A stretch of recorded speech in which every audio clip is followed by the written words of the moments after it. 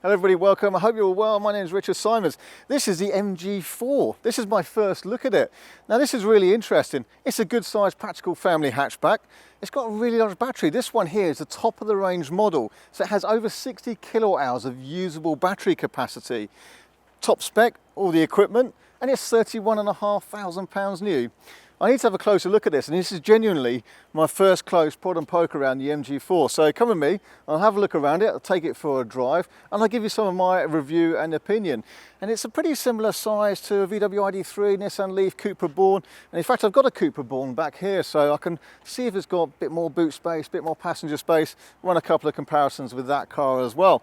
But look at it, it looks great. Let's have a closer look. Let's start off at the front here. It is distinctive, isn't it? It's actually rather aggressive. I like it, very much shark nose, drops down. It looks aerodynamic, which is good.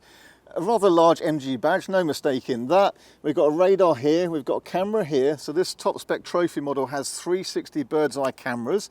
Not something you get with a Tesla, is it?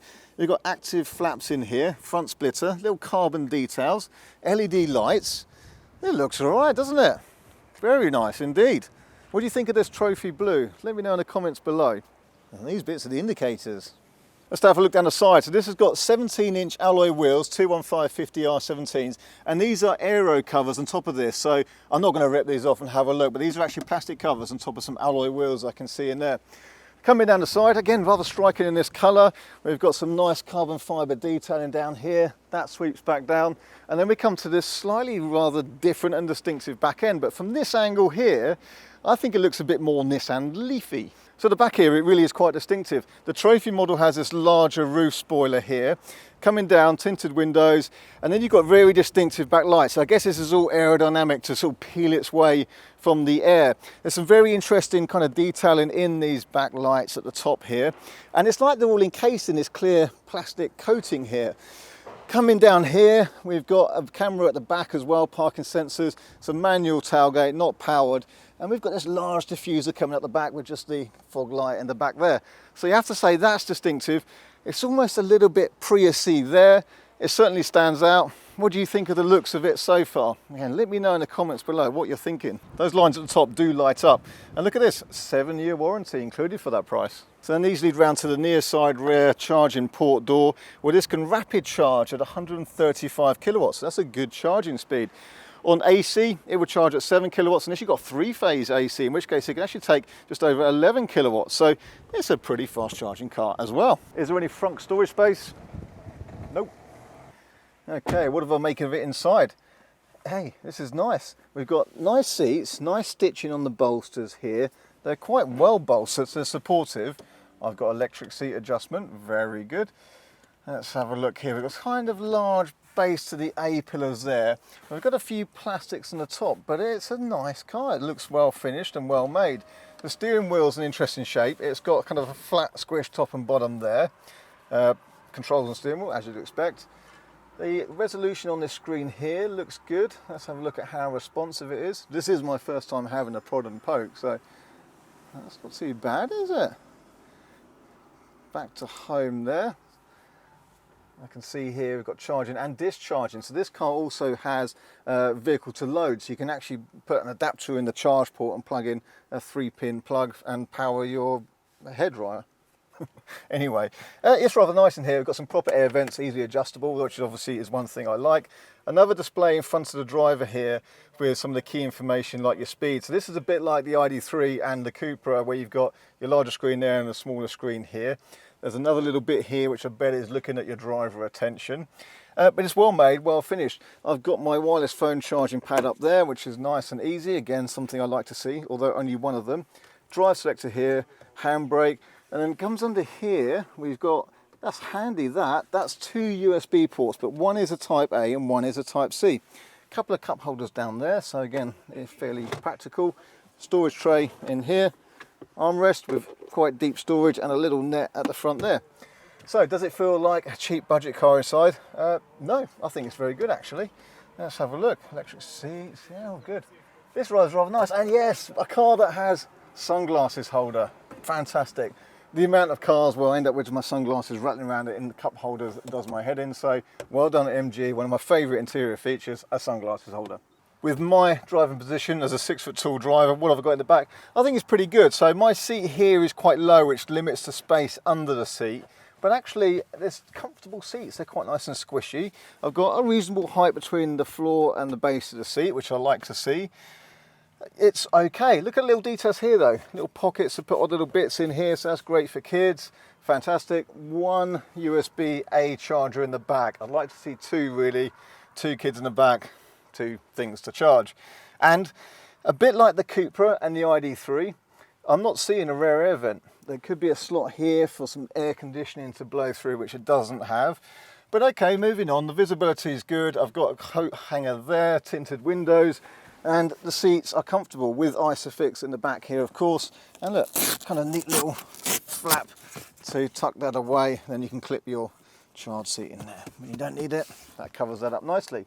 So it's not a bad space. I think you've got almost a transmission tunnel. It's just slightly raised, but let's have a look in the middle. Now this is then starting to get a little bit tight on headroom, but like I said before, you could give me a lift home from the pub, sat here, but I wouldn't want to spend hours in it. But for 4 people, no problem at all. And certainly for 3 children across the back, I think they'll be fine. I'm a bit wary of this. This is harder plastic here, and your seat belt could easily rattle against that. What they've done is stitch a little loop in the back, so hopefully your seat belt sits like that and doesn't make a rattling noise. But I've seen this on a few cars, and when that's hard, you can be driving along and get a vibration. It's actually the same for the front seat belts here as well, which also have a little loop to try and stop it. But let's have a look at the boot space then. So it's not as big as the Cupra ID3. It doesn't seem as wide either, but it's okay. And the seats fold, and you've got 70-30 split, and there's a nice little hook there for your shopping. It should do the job for most of your kind of shopping and general luggage. And then you've got the boot floor here, which you can bring out, lift up these little bits here, slot it back into place, and that then makes a really nice even load and entry, and that now gives me a bit of space to put the cables, just like that. Saving a bit of money by not putting trims or covers on this section, but that's okay, why not? Another little thing, this here is a back plastic panel, and you can see already with this car, not even many miles, it's already quite swirly, especially when the sun was out earlier. And it's a bit the same for the plastic that kind of covers these back lights. You're getting swirls in this already, so I'd be a bit worried about how this will look in a few years' time. I'm sure we'll be able to polish it out, but I think it will look a bit swirly in the meantime, and that's a bit of a shame. Let's take it for a drive. First of all, turning circle. Ooh, that's a tight turning circle. That's good. Yeah, that's tighter than a lot of cars. So this is a rear-wheel drive car, 150 kilowatts and power, so about 150 brake horsepower, and this is the 58 kilowatt hour battery version. Now apparently there's a bigger battery coming, 77 kilowatt hours. There's a 4-wheel drive version coming, 443 brake horsepower version coming. Crikey, that will be a quick car. So that'll be 0 to 60 in kind of 4 seconds or so. That will be a fast little hatchback. So that's interesting. Initial first impressions of 30 miles an hour driving along. Yeah, very pleasant. Seems quite well sound insulated. I'm just feeling for the kind of ride quality of this bump here, which I know well. Not too bad. Steering wheel is actually larger than some cars, and then you've got this kind of squash top and bottom section, but it's nice to hold. And I don't have haptic buttons. Yay. Very good. Right, so I'm in normal driving mode. I'm coming up to, I presume it's probably got an eco and a sport, but anyway, I'm just in normal drive mode. Coming up to 60 miles an hour, I'm doing 30 now, here we go. 35, 40, 40, 50, okay, 60. This is a pretty nippy car. That was interesting. A little message came up on the screen then, because I looked at you. It said, focus on driving. It is, look, please focus on driving. So it's definitely got a little thing here, which is monitoring my eyes. I can't look at you too much, I get upset. Quite a loud clicking noise for the indicator. So this section of road along here is a particularly bumpy section of road that we use on all our test drives. So I've driven lots of different cars along here, and I really want to see how it handles these bumps, because it really is a horrible bit of country road. Unfortunately not too uncommon in the UK. Nice balanced level of regeneration. Here we go, here's some of the bumps. Let's see how unsettled it gets. Hey, that's pretty good. This is a bumpy section of road, and that's pretty good. Yeah, I like it. I mean, these are just initial first impressions, but it seems to ride the bumps really well. The steering is well balanced, it's not too light, it's got a pretty positive turn-in. It's not a hot hatch, doesn't pretend to be, but it's pretty reasonable. I'm trying to find kind of the cheaper elements to it, because it's ultimately a fairly low-cost car compared to most electric cars, especially ones with this size of battery. That's the point. This is why everyone's so excited about MG4.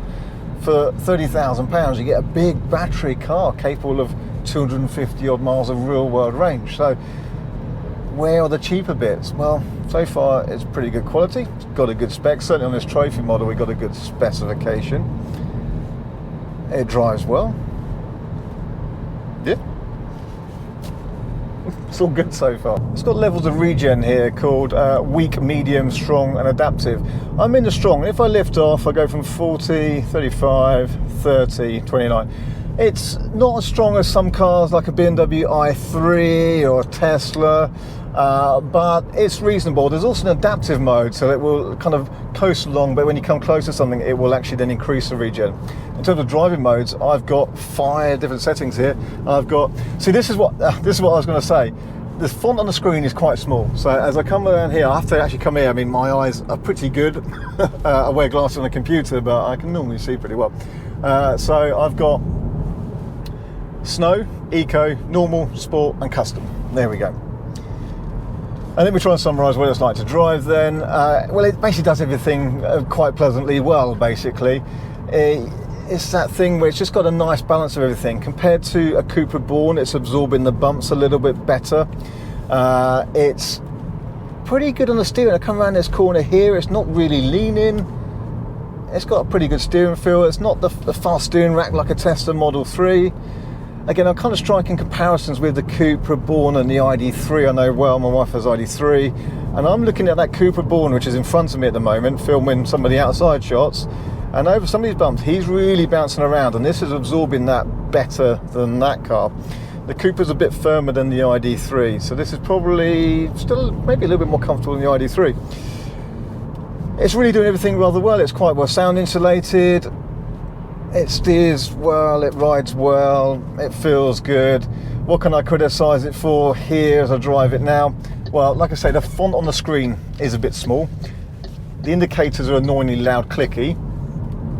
And the driver's seat, I have electric adjustment on this car. I can lift it up and I can move it down, but I can't tilt the base like that. And I kind of feel like the seat's always tipped a bit forward, if you know what I mean. Yeah, I mean, I'm trying to nitpick something that's basically, again, pretty good value. You can't really argue with this, so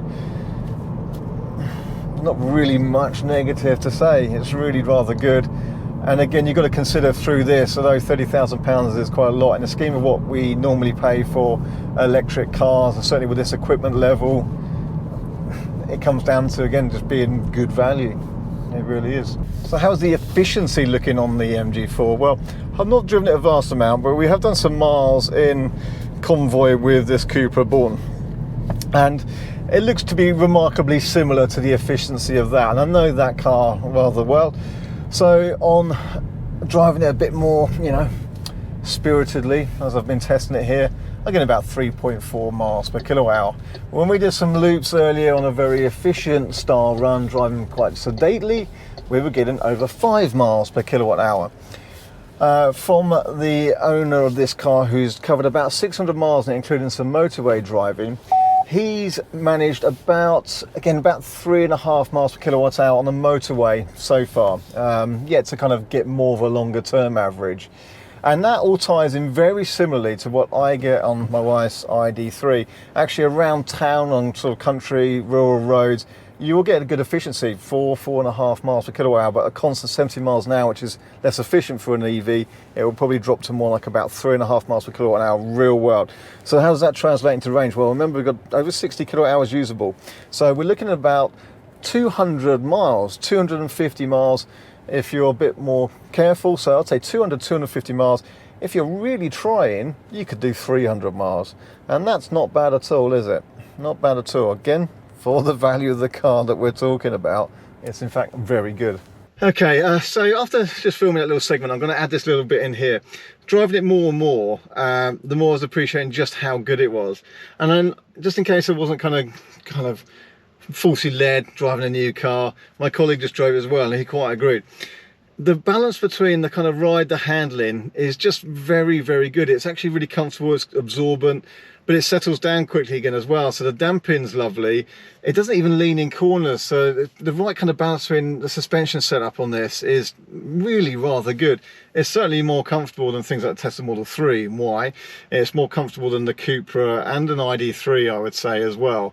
So, but it handles nicely as well. So they've done a really good job of this. So yeah, let me just add that extra little big up in there. Hope that makes sense. So there we have it, the MG4 Trophy. What good value for money. I think it is actually a really rather good car. I've tried to pick out any niggles and faults like I do with all the cars I review, but there aren't too many, and you can see I'm getting quite pedantic with some of them because it's arguably just a brilliant package all round. It drives nicely, it's got good spec and equipment, it's got a big battery, it's got good range, fast charging speed, it looks striking, so it's a tick on most fronts there for me. So big thumbs up. Thank you again for David for letting me have a look and a prod and poke and drive his new MG. I know he's very pleased with it, David, aren't you? So I think if you've got one coming, you're going to be really pleased with it as well. Brilliant value for money, and not just good value for money, but just a good car as well. So that's it. I'm going to wrap this video up. I hope it's been a useful and quick review. Let us know in the comments below what you think of the MG4. If you've got one on the way, let me know. If you've already got one, let me know what you think is good and bad about it and your general opinion of the car. But for me, for now, that's it. Stay subscribed for another video coming soon. Hey everyone, thanks for watching our videos. If you like our content and want to see more, don't forget to not only subscribe, but also hit the bell icon for notifications so you don't miss any new videos as they're uploaded. Plus, we're also on Instagram. Just look up R Simons or RSEV. We're on Facebook and Twitter. So lots of news, stories and things as we go on each one of those channels.